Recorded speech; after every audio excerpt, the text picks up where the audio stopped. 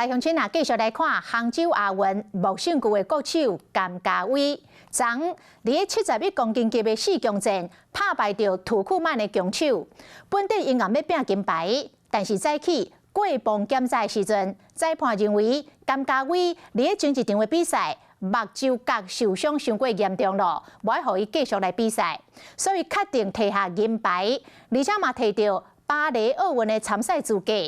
甘家伟接到消息了后，马上甲伊的启蒙教练来视讯，教练真感动，讲甘家伟一路行来并无顺势。来看伊的故事。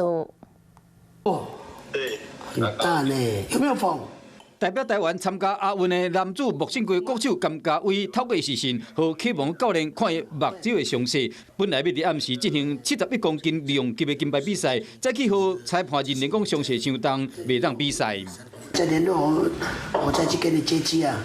虽然袂当摕金牌真无彩，不过甘家伟依然取得奥运的门票。伊的启蒙教练真感动，因为甘家伟木姓区这条路并无顺利。甘家伟伫国际进前本来是排球队加游大赛选手，不过因为伊的爆发力十足，和启蒙教练陈志祥看到。我学校也成立拳击队了，也请你进来拳击队。那小孩子啊，他也一口就答应了。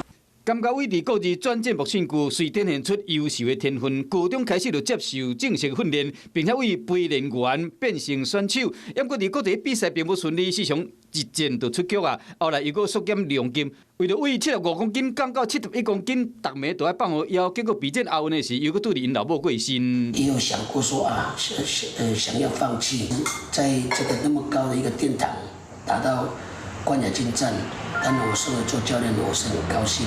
师徒的感情真好，甘家伟伫比赛前搁写文章感谢这位启蒙的教练。比赛结果确定了后，又搁马上甲这教练视讯，分享这个好消息。Hello， 我是林明瑞。想要抢先掌握最及时的新闻资讯吗？赶快订阅、按赞、开启小铃铛，锁定我们华视新闻的 YouTube 频道。